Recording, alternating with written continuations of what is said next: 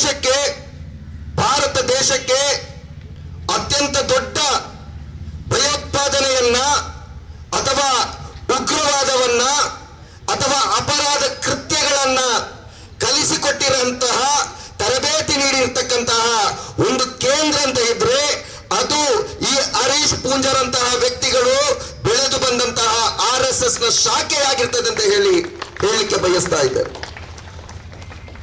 ಅದಕ್ಕಾಗಿ ಪೊಲೀಸ್ ಠಾಣೆಯಲ್ಲಿ ಅವರಿಗೆ ಗೌರವ ಕೊಡ್ಲಿಕ್ಕೆ ಗೊತ್ತಿಲ್ಲ. ಇದೇ ಬೆಳ್ತಂಗಡಿ ಪೊಲೀಸ್ ಠಾಣೆಯಲ್ಲಿ ಅವರ ಚೇಳಾಗಳು ಮಾಡಿದಂತಹ ಅಪರಾಧ ಕೃತ್ಯಗಳನ್ನು ಪ್ರಶ್ನೆ ಮಾಡಲಿಕ್ಕೆ ಪೊಲೀಸರು ಸ್ಟೇಷನ್ಗೆ ಕರ್ಕೊಂಡು ಬಂದ್ರೆ ಪೊಲೀಸರಿಗೆ ಬಂದು ಆವಾಜ್ ಆಗ್ತಾರೆ. ಒಬ್ಬ ರೌಡಿಯ ರೀತಿಯಲ್ಲಿ ವರ್ತಿಸ್ತಾನೆ ಅಂತ ಹೇಳಿದ್ರೆ ಅಷ್ಟು ಮಾತ್ರ ಅಲ್ಲ, ಅದರ ನಂತರ ದಿನದಲ್ಲಿ ನಡೆದಂತಹ ಪ್ರತಿಭಟನೆಯಲ್ಲಿ ಬಹಳ ಕುಲ್ಲಂಕುಲ್ಲವಾಗಿ ಹೇಳ್ತಾರೆ, ನಮ್ಮ ಕಾರ್ಯಕರ್ತರ ತಂಟೆಗೆ ಬಂದ್ರೆ ಪೊಲೀಸರ ಕಾಲರ್ ಪಟ್ಟಿಯನ್ನು ಕೂಡ ಹಿಡಿಯಲು ನಾವು ಹಿಂದೇಟು ಹಾಕುವುದಿಲ್ಲ ಅಂತ ಹೇಳಿ. ನಮ್ಮ ದಕ್ಷಿಣ ಕನ್ನಡ ಜಿಲ್ಲೆಯ ಪೊಲೀಸ್ ಇಲಾಖೆಗೆ, ಪೊಲೀಸರಿಗೆ ಅವರ ಸ್ವಾಭಿಮಾನ ಸತ್ತು ಹೋಗಿದೆ ಅಂತ ಹೇಳುವಂತಹ ಪ್ರಶ್ನೆಯನ್ನು ನಾವು ಇವತ್ತು ಕೇಳಬೇಕಾಗಿದೆ ಬಂಧುಗಳೇ. ಉನ್ನತ ಮಟ್ಟದ ಅಧಿಕಾರಿಗಳು ಒಬ್ಬ ಶಾಸಕನ ಈ ರೀತಿಯ ಹೇಳಿಕೆಗೆ ನೀವು ತೆಗೆದುಕೊಂಡಿರುವಂತಹ ಕ್ರಮಗಳೇನು ಅನ್ನೋದನ್ನ ಜನತೆಯ ಮುಂದೆ ಹೇಳಬೇಕಾಗಿದೆ.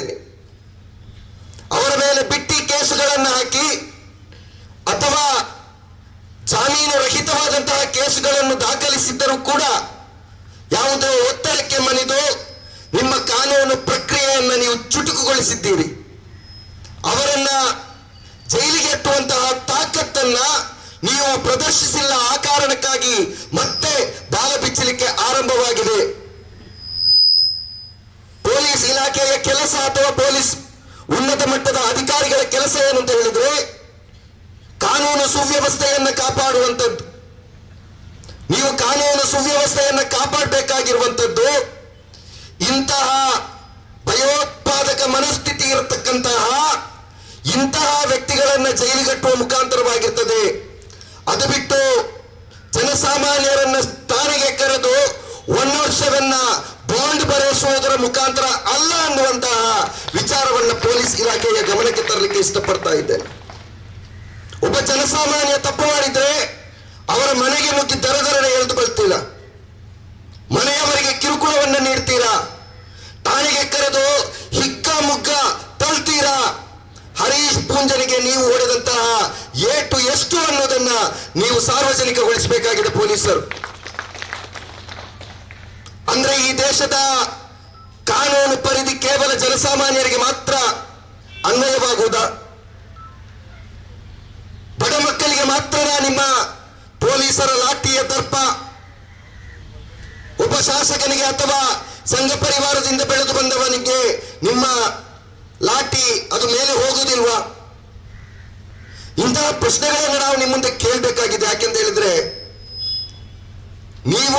ನಿಮಗೆ ಈ ದೇಶದ ಸಂವಿಧಾನ ನೀಡಿರ್ತಕ್ಕಂತಹ ಆ ಒಂದು ವ್ಯವಸ್ಥೆಯಡಿ, ಆ ಒಂದು ಕಾನೂನು ರೀತಿಯಲ್ಲಿ ನೀವು ಅವನನ್ನು ನಡೆಸಿಕೊಂಡಿಲ್ಲ. ಆ ಕಾರಣಕ್ಕಾಗಿ ಮತ್ತೆ ಬಾಲ ಬಿಚ್ಚುತ್ತಾ ಇದ್ದಾರೆ. ಇದು ಒಬ್ಬ ಹರೀಶ್ ಪೂಂಜರ ಕಥೆಯಲ್ಲ. CT ರವಿ ಆಗಿರಬಹುದು, ಈಶ್ವರಪ್ಪ ಆಗಿರಬಹುದು, ಸುನೀಲ್ ಕುಮಾರ್ ಆಗಿರಬಹುದು, ಶೋಭಾ ಕರಂದ್ಲಾಜೆ ಅವರಾಗಿರ್ಬಹುದು, ಇವರ ದಿನಂಪ್ರತಿಯ ಕೆಲಸ ಇದೆ. ಧರ್ಮಗಳ ಮಧ್ಯೆ ಬಿರುಕನ್ನು ಮೂಡಿಸುವಂತಹ, ಕೋಮು ಉದ್ವೇಷವನ್ನ ಉಂಟು ಮಾಡುವಂತಹ, ಕೋಮು ಸೌಹಾರ್ದತೆಗೆ ಧಕ್ಕೆಯನ್ನು ಉಂಟು ಮಾಡುವಂತಹ ಹೇಳಿಕೆಗಳನ್ನ ನೀಡುತ್ತಾ ಜನರಲ್ಲಿ ಪ್ರಚೋದಿಸಲ್ಪಡುತ್ತಾ ಅನಂತರ ಇಲ್ಲಿ ಒಂದು ದೊಡ್ಡ ಕೋಮು ಗಲಭೆ ಸೃಷ್ಟಿಯಾಗಿ ಹಿಂದೂ ಮುಸ್ಲಿಂ ಅನ್ನುವಂತಹ ಡಿವೈಡ್ ಆಗಿ ಅದರ ಮುಖಾಂತರ ರಾಜಕೀಯ ಲಾಭವನ್ನ ಪಡೆಯುವಂತಹ ಒಂದು ಪ್ರಕ್ರಿಯೆ ಈ ದೇಶದಲ್ಲಿ ಮತ್ತು ರಾಜ್ಯದಲ್ಲಿ, ವಿಶೇಷವಾಗಿ ದಕ್ಷಿಣ ಕನ್ನಡ ಜಿಲ್ಲೆಯಲ್ಲಿ ಅವ್ಯಾಹತವಾಗಿ ನಡೆಯುತ್ತಾ ಇದೆ. ಇವರ ಇಂತಹ ಮನಸ್ಥಿತಿಗೆ ಬಲಿಯಾದಂತಹ ಜೀವಗಳೆಷ್ಟು? ಹಿಂದುಳಿದ ವರ್ಗದ ಸಮುದಾಯದ ಅದೆಷ್ಟೋ ಜೀವಗಳು ಇಲ್ಲಿ ಬಲಿಯಾದವು. ಅಲ್ಪಸಂಖ್ಯಾತ ಸಮುದಾಯದ ಅದೆಷ್ಟೋ ಜೀವಗಳು ಇವರ ಈ ಕೋಮು ವೈಷಮ್ಯಕ್ಕೆ ಬಲಿಯಾಯಿತು. ಅಂದ್ರೆ ಈ ಎಲ್ಲ ಗಲಭೆಗಳಿಗೆ ಕಾರಣ ಇವರಂತ ಆಗುವಾಗ ನೀವು ಯಾಕೆ ಸಣ್ಣ ಪುಟ್ಟ ಬಡ ಮಕ್ಕಳ ಮೇಲೆ ನಿಮ್ಮ ಬ್ರಹ್ಮಾಸ್ತ್ರವನ್ನ ಬಿಡ್ತೀರ. ನೀವು ಗುಬ್ಬಿಯ ಮೇಲೆ ಬ್ರಹ್ಮಾಸ್ತ್ರವನ್ನ ಮಾಡ್ತಾ ಇದ್ದೀರಾ. ಇಂತಹ ಕಟುಕರ ಮೇಲೆ ನಿಮ್ಮ ಬ್ರಹ್ಮಾಸ್ತ್ರವನ್ನ ಉಪಯೋಗಿಸಿ ಈ ದೇಶದ ಕಾನೂನು, ಈ ದೇಶದ ಸಂವಿಧಾನ, ಈ ದೇಶದ ವ್ಯವಸ್ಥೆಯ ಬಗ್ಗೆ ಜಗತ್ತಿನಲ್ಲಿ ಒಂದು ಅತ್ಯುತ್ತಮವಾದಂತಹ ಸಂದೇಶವನ್ನು ರವಾನೆ ಮಾಡಬೇಕಾದಂತಹ ಕೆಲಸ ಈ ಜಿಲ್ಲೆಯ ಉನ್ನತ ಅಧಿಕಾರಿಗಳಿಗೆ ಇದೆ ಅನ್ನುವುದನ್ನ ನೆನಪಿಸ್ತೇನೆ. ಆ ಸಂದರ್ಭದಲ್ಲಿ ಮಾತ್ರ ಇಲ್ಲಿ ನ್ಯಾಯ ನೆಲೆಗೊಳ್ಳುತ್ತದೆ.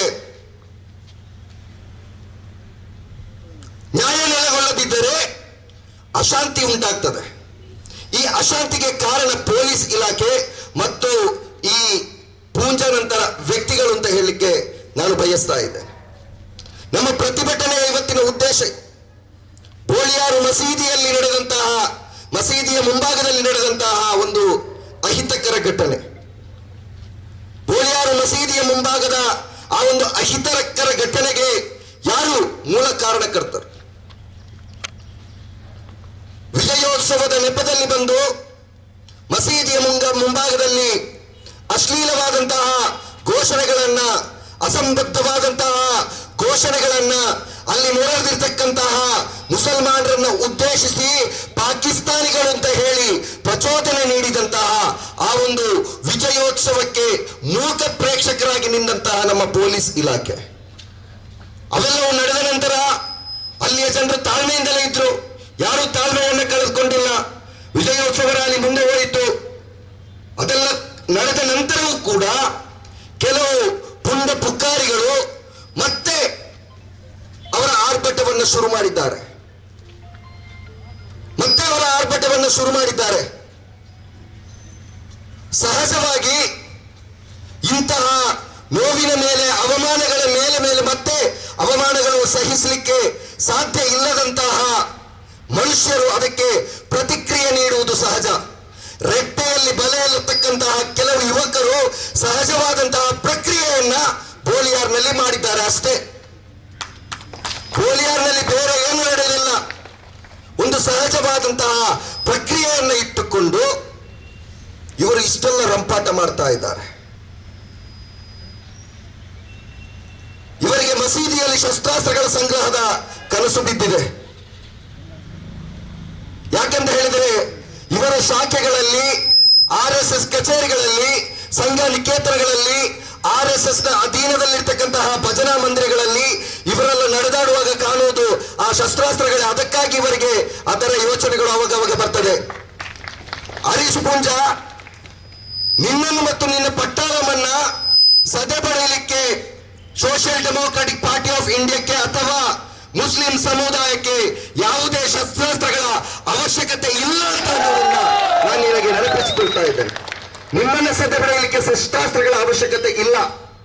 ಒಂದು ವೇಳೆ ನಿಮ್ಮ ಅಟ್ಟಹಾಸ ಎಲ್ಲಿಯಾದ್ರೂ ಎಲ್ಲೆ ಮೀರಿ ಶಸ್ತ್ರಾಸ್ತ್ರವನ್ನ ಉಪಯೋಗಿಸಬೇಕಾಗಿ ಬಂದ್ರು ಅದನ್ನ ಯಾವ ರೀತಿ ತಯಾರಿಸಬೇಕು ಅಂತ ಹೇಳುವಂಥದ್ದು ಕೂಡ ನಮಗೆ ಚೆನ್ನಾಗಿ ಗೊತ್ತಿದೆ. ಅದನ್ನ ಮಸೀದಿಯ ತನಕ ಕೊಂಡೋಗುವಂತಹ ಅವಶ್ಯಕತೆ ನಮಗೆ ಇಲ್ಲ. ಬಹಳ ಕರಾರುವಕ್ಕಾಗಿ ನಾವು ಹೇಳ್ತಾ ಇದ್ದೇವೆ, ಈ ಜಿಲ್ಲೆಯ ಶಾಂತಚಿತ್ತ ಜನತೆಯ, ಅಲ್ಪಸಂಖ್ಯಾತ ಸಮುದಾಯದ ಜನತೆಯ ತಾಳ್ಮೆಯನ್ನ ನೀವು ಪದೇ ಪದೇ ಪರೀಕ್ಷಿಸ್ತಾ ಇದ್ದೀರಾ. ಪೊಲೀಸರು ಮೂಕ ಪ್ರೇಕ್ಷಕರಾಗ್ತಾ ಇದ್ದೀರಾ.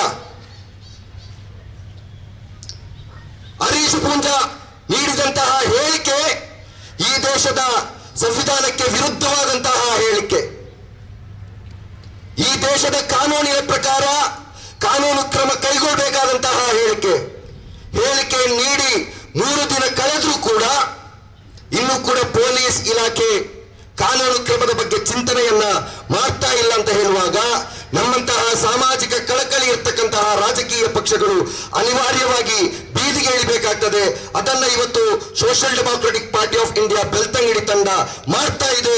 ಮುಂದಿನ ದಿನಗಳಲ್ಲಿ ಇನ್ನೂ ಕೂಡ ನೀನು ಕಾನೂನು ಕ್ರಮಕ್ಕೆ ಪೊಲೀಸ್ ಇಲಾಖೆ ಸಜ್ಜಾಗದಿದ್ರೆ ಜಿಲ್ಲಾದ್ಯಂತ ನಾವು ಈ ಹೋರಾಟವನ್ನ ಮುಂದುವರಿಸಬೇಕಾಗ್ತದೆ ಅನ್ನುವಂತಹ ಎಚ್ಚರಿಕೆಯನ್ನು ಕೂಡ ಈ ಸಂದರ್ಭದಲ್ಲಿ ನೀಡಲಿಕ್ಕೆ ಬಯಸ್ತಾ ಇದ್ದೇನೆ.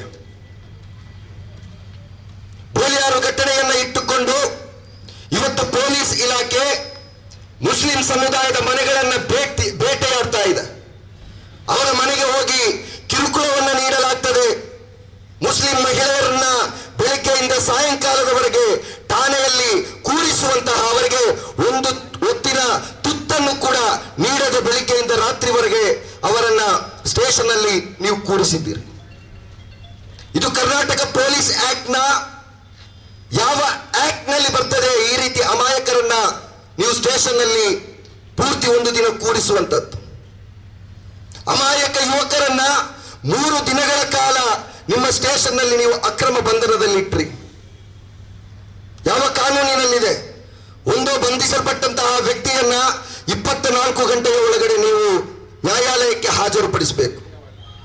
ತಪ್ಪಿದ್ದಲ್ಲಿ ಅವನ ಹೇಳಿಕೆಯನ್ನು ಪಡೆದು ಅವರನ್ನ ಮರುದಿನ ಮತ್ತೆ ವಿಚಾರಣೆಗಾಗಿ ಕರೆಯಿಸಿಕೊಳ್ಬೇಕು. ಈ 2 ನಿಯಮಗಳನ್ನು ಕೂಡ ನೀವು ಪಾಲಿಸಿಲ್ಲ. ಬೇರೆಯದೇ ರೀತಿಯಲ್ಲಿ ಇವತ್ತು ಬೋಲಿಯಾರ್ನ ಇಶ್ಯೂ ಅನ್ನು ಕೊಂಡು ಹೋಗಲಾಗ್ತದೆ. ಬೋಲಿಯಾರ್ನಲ್ಲಿ ಏನೋ ಒಂದು ದೊಡ್ಡ ಭಯೋತ್ಪಾದಕ ಚಟುವಟಿಕೆಗಳು ನಡೆದಿದೆ ಅನ್ನುವ ರೀತಿಯಲ್ಲಿ ಇವತ್ತು ಮಾಧ್ಯಮಗಳಲ್ಲಿ ಚಿತ್ರೀಕರಿಸಲಾಗ್ತದೆ. ಪೊಲೀಸ್ ಇಲಾಖೆಯು ಕೂಡ ಅಲ್ಲಿಯ ಆರೋಪಿಗಳನ್ನ ಆ ರೀತಿ ಪಡ್ತಾ ಇದ್ದಾರೆ. ಅತ್ಯಾಧುನಿಕವಾದಂತಹ ಸೌಲಭ್ಯಗಳಿರ್ತಕ್ಕಂತಹ ಈ ಕಾಲಘಟ್ಟದಲ್ಲಿ ಸಿಸಿಟಿವಿ ಇದೆ, ಮೊಬೈಲ್ ಫುಟೇಜ್ಗಳು, ಸಿಸಿಟಿವಿ ಫುಟೇಜ್ಗಳಿದೆ, ಮೊಬೈಲ್ನ ವಿಡಿಯೋಗಳಿದೆ. ಆಕಸ್ಮಿಕವಾದಂತಹ ಆ ಘಟನೆಯಲ್ಲಿ ಯಾರೆಲ್ಲ ಭಾಗಿಯಾಗಿದ್ದಾರೋ ಅವರ ಮುಖಗಳು ಬಹಳ ಸ್ಪಷ್ಟವಾಗಿ ಗೋಚರಿಸ್ತಾ ಇದೆ. ಯಾರು ಕೂಡ ಮುಖಕ್ಕೆ ಬಟ್ಟೆ ಕಟ್ಟಿಕೊಂಡವರಲ್ಲ ಅಥವಾ ಒಂದು ಷಡ್ಯಂತ್ರ ಮಾಡಿದಂತಹ ಘಟನೆಯಲ್ಲ. ಆದ್ರೂ ಕೂಡ ವಿಚಾರಣೆಯ ನೆಪದಲ್ಲಿ ನೀವು ಅವರನ್ನ ಕಸ್ಟಡಿಗೆ ತೆಗೆದುಕೊಳ್ತೀರಾ, ಅಮಾಯಕರುಗಳನ್ನ ಸ್ಟೇಷನ್ ಅಲ್ಲಿ ಕೂರಿಸ್ತೀರಾ. ಅದೇ ರೀತಿ ಅಲ್ಲಿ ಅಂಗಡಿಗಳಿಗೆ ಏನೋ ಖರೀದಿ ಮಾಡಲಿಕ್ಕೆ ಬಂದಂತಹ ವ್ಯಕ್ತಿಗಳನ್ನು ಕೂಡ ನೀವು ಜೈಲಿನಲ್ಲಿ ಇರಿಸ್ತೀರಾ. ಇದು ಯಾವ ಕ್ರಮ? ಹಾಗಾದರೆ ದಕ್ಷಿಣ ಕನ್ನಡ ಜಿಲ್ಲೆಯಲ್ಲಿ ಇದಕ್ಕಿಂತ ಮೊದಲು ನಡೆದಂತಹ ಇಂತಹ ಹಲವಾರು ಪ್ರಕರಣಗಳಿದೆ. ಆ ಪ್ರಕರಣಗಳಲ್ಲಿ ಯಾಕಾಗಿ ಪೊಲೀಸ್ ಇಲಾಖೆಯ ಪ್ರಕ್ರಿಯೆಗಳು ಈ ರೀತಿ ನಡೆದಿಲ್ಲ ಅನ್ನುವುದನ್ನು ನಾವು ಪ್ರಶ್ನೆ ಮಾಡಬೇಕಾಗ್ತದೆ. ಅಂದ್ರೆ ಹರೀಶ್ ಪೂಂಜಾರ ತಂಡ ಅಥವಾ ಸಂಘ ಪರಿವಾರ ಮತ್ತು ಪೊಲೀಸ್ ಇಲಾಖೆ ದಕ್ಷಿಣ ಕನ್ನಡ ಜಿಲ್ಲೆಯಲ್ಲಿ ವಿಲೀನವಾಗಿದೆಯಾ? ದಕ್ಷಿಣ ಕನ್ನಡ ಜಿಲ್ಲೆಯಲ್ಲಿ ಒಟ್ಟು 8 ವಿಧಾನಸಭಾ ಕ್ಷೇತ್ರಗಳು, 2ರಲ್ಲಿ ಕಾಂಗ್ರೆಸ್ ವಿಜಯಿಯಾಗಿದೆ, 6ರಲ್ಲಿ ಬಿಜೆಪಿ ವಿಜಯಿಯಾಗಿದೆ. ಆದ್ರೆ ದುರಂತ ಏನು ಅಂತ ಹೇಳಿದ್ರೆ 8ಕ್ಕೆ 8 ಶಾಸಕರು ಕೂಡ ಬಿಜೆಪಿಯ ಬೆಂಬಲಿಗರು ಅಥವಾ ಸಂಘ ಪರಿವಾರದ ಪ್ರೇಮವನ್ನು ಹೊಂದಿರತಕ್ಕಂತಹ ವ್ಯಕ್ತಿಗಳು. ಒಟ್ಟಾರೆಯಾಗಿ ಸಂಘ ಪರಿವಾರಕ್ಕೆ ಸಾಂತ್ವನವನ್ನ ನೀಡಲಿಕ್ಕೆ, ಸಂಘ ಪರಿವಾರವನ್ನ ಓಲೈಸಲಿಕ್ಕೆ, ಸಂಘ ಪರಿವಾರವನ್ನ ಸಮಾಧಾನ ಮಾಡಲಿಕ್ಕೆ, ಅವರ ಎಲ್ಲ ಅಪರಾಧಗಳನ್ನ ಅಕ್ರಮ ಚಟುವಟಿಕೆಗಳನ್ನ ಬೆಂಬಲಿಸಲಿಕ್ಕೆ ಜಿಲ್ಲೆಯ 8ಕ್ಕೆ 8 ಶಾಸಕರು ಕೂಡ ಅವರ ಜೊತೆ ಇದ್ದಾರೆ ಅನ್ನುವುದನ್ನ ಈ ಜಿಲ್ಲೆಯ ಜನತೆ ಅರ್ಥ ಮಾಡಿಕೊಳ್ಬೇಕು. ದಕ್ಷಿಣ ಕನ್ನಡ ಜಿಲ್ಲೆಯಲ್ಲಿ ಕಾಂಗ್ರೆಸ್ ಮತ್ತು ಬಿಜೆಪಿಗೆ ಹೆಚ್ಚಿನ ವ್ಯತ್ಯಾಸಗಳಿಲ್ಲ ಅಂತ ಹೇಳಿ ಅವರೇ ಪತ್ರಿಕಾಗೋಷ್ಠಿಯನ್ನು ಕರೆದು ಸಾಬೀತುಪಡಿಸ್ತಾ ಇದ್ದಾರೆ. ಅದಕ್ಕಾಗಿ ಹರೀಶ್ ಪೂಂಜಾನಂತಹ ವ್ಯಕ್ತಿಗಳು ಅವರ ಬಾಲವನ್ನ ಬಿಚ್ಚುತ್ತಾ ಇದ್ದಾರೆ. ಇಲ್ಲಿಯ ಸರ್ಕಾರ ಅವರಿಗೆ ಏನು ಮಾಡುವುದಿಲ್ಲ, ಅದಕ್ಕೆ ಬದಲಾಗಿ ರಕ್ಷಣೆಯನ್ನ ನೀಡ್ತದೆ ಅನ್ನುವಂತಹ ಖಾತರಿಯಾಗಿರುತ್ತದೆ. ಈ ಖಾತರಿಯನ್ನ ನಮಗೆ ಈ ದೇಶದ ಸಂವಿಧಾನ ನೀಡಿರ್ತಕ್ಕಂತಹ ಆ ಒಂದು ಹಕ್ಕಿನ ಮುಖಾಂತರ ಈ ಖಾತರಿಯನ್ನ ನಾವು ಮುರಿಬೇಕಾಗಿದೆ ಬಂಧುಗಳೇ. ನಮ್ಮ ರಾಜಕೀಯ ಶಕ್ತಿಯನ್ನ, ನಮ್ಮ ಹೋರಾಟದ ಶಕ್ತಿಯನ್ನ ಇಂತಹ ಸಂಘ ಪರಿವಾರದ ಆ ಒಂದು ದುಷ್ಟ ಮನಸ್ಸುಗಳನ್ನ ಸೋಲಿಸುವುದರ ಮುಖಾಂತರ, ಅವರಿಗೆ ರಾಜಕೀಯ ಹಿನ್ನಡೆಯನ್ನ ಮಾಡುವುದರ ಮುಖಾಂತರ ನಾವು ಈ ನಡೆಯನ್ನ ನಿಲ್ಲಿಸಬೇಕಾಗಿದೆ. ಹರೀಶ್ ಪೂಂಜಾರ ವಿರುದ್ಧ ರಾಜ್ಯಪಾಲರಿಗೆ ಮತ್ತು ರಾಜ್ಯ ಹೈಕೋರ್ಟ್ಗಳಿಗೆ ನಾವು ಸ್ವಯಂ ಪ್ರೇರಿತವಾಗಿ ಪೋಸ್ಟ್ ಕಾರ್ಡ್ ಅನ್ನ ಅಥವಾ ಪತ್ರವನ್ನ ರವಾನಿಸುವಂತಹ ಕೆಲಸವನ್ನ ಮಾಡಬೇಕಾಗಿದೆ. ನಿರಂತರವಾದಂತಹ ಪತ್ರಗಳು ರಾಜ್ಯ ಹೈಕೋರ್ಟ್ಗೆ ಇವರ ಶಾಸಕತ್ವವನ್ನ ರದ್ದುಪಡಿಸುವವರೆಗೂ ಕೂಡ ಎಷ್ಟು ಉನ್ನತ ಮಟ್ಟದ ಅಧಿಕಾರಗಳಿದೆ, ಎಷ್ಟು ಉನ್ನತ ಮಟ್ಟದ ಸಂಸ್ಥೆಗಳಿದೆ, ಅಲ್ಲೆಲ್ಲಕ್ಕೂ ಕೂಡ ನೀವು ಬರೀಬೇಕು. ಇಲ್ಲಿ ಸೇರ್ತಕ್ಕಂತಹ ಒಬ್ಬೊಬ್ಬ ಪ್ರತಿಭಟನಾಕಾರರು ಕೂಡ ಹರೀಶ್ ಪೂಂಜಾರ ಶಾಸಕತ್ವದ ರದ್ದತಿಗಾಗಿ ಒಂದು ಸುದೀರ್ಘವಾದಂತಹ ಅಭಿಯಾನವನ್ನ ಕೈಗೊಳ್ಳಬೇಕಾಗಿದೆ. ಒಂದು ಸಣ್ಣ ಪ್ರತಿಭಟನೆ ಮಾಡುವುದರ ಮುಖಾಂತರ ಇದಕ್ಕೆ ಪೂರ್ಣ ವಿರಾಮವನ್ನ ಹಾಕಬಾರದು. ಅದೇ ರೀತಿ ಯಾರಿಗೆಲ್ಲ ಸಾಧ್ಯ ಇದೆ ಈ ಶಾಸಕನ ವಿರುದ್ಧ ಹೈಕೋರ್ಟ್ ನಲ್ಲಿ ನೇರವಾಗಿ ಕಂಪ್ಲೇಂಟ್ ದರ್ಜ್ ಮಾಡಬೇಕಾದಂತಹ, ಅಥವಾ ಜಿಲ್ಲಾ ಕೋರ್ಟ್ನಲ್ಲಿ ನೀವು ಪ್ರೈವೇಟ್ ಖಾಸಗಿ ದೂರನ್ನ ದಾಖಲಿಸುವಂತಹ ಪ್ರಯತ್ನಕ್ಕೆ ನಮ್ಮ ಪ್ರತಿಭಟನಾಕಾರರು ಮುಂದಡಿ ಇಡಬೇಕಾಗಿದೆ. ನಿಮಗೆ ಬೇಕಾದಂತಹ ಎಲ್ಲ ಸಲಹೆ ಸೂಚನೆಗಳನ್ನ, ಸಹಕಾರಗಳನ್ನ social democratic party of India ನೀಡಲಿಕ್ಕೆ ತಯಾರಾಗಿದೆ. ಯಾಕೆಂದು ಹೇಳಿದರೆ ನಮಗೆ ಜಿಲ್ಲೆಯ ಶಾಸಕರಿಗಿಂತ ಜಿಲ್ಲೆಯ ಶಾಂತಿ ಮುಖ್ಯವಾಗಿದೆ. ಆ ಶಾಂತಿಯನ್ನ ಉಳಿಸುವ ನಿಟ್ಟಿನಲ್ಲಿ ನಾವು ಈ ಎಲ್ಲ ಕೆಲಸಗಳನ್ನ ನಿರಂತರವಾಗಿ ಮಾಡಬೇಕಾಗಿದೆ. ಅದೇ ರೀತಿ ಇವತ್ತು ಒಂದು ಮಸೀದಿಯ ಬಗ್ಗೆ ತುಚ್ಛವಾಗಿ ಮಾತನಾಡಿದಂತಹ ಶಾಸಕನ ವಿರುದ್ಧ ನಮ್ಮ ಮಸೀದಿಯ ಆಡಳಿತ ಸಮಿತಿಗಳು ಅತ್ಯಂತ ಯೋಜನಾಬದ್ಧವಾದಂತಹ ಪ್ರಬುದ್ಧತೆಯ ತೀರ್ಮಾನವನ್ನು ಕೂಡ ನೀವುಗಳು ಕೈಗೊಳ್ಳಬೇಕಾಗಿದೆ. ಇಂತಹ ಘಟನೆಗಳು ಇದು ಮೊದಲಲ್ಲ, ಇದಕ್ಕಿಂತ ಹಿಂದೆಯೂ ನಡೆದಿದೆ, ಇನ್ನು ಮುಂದೆಯೂ ನಡೆಯುವಂತಹ ಸಾಧ್ಯತೆ ಇದೆ, ಅದು ಹೆಚ್ಚಾಗುವಂತಹ ಸಾಧ್ಯತೆ ಇದೆ.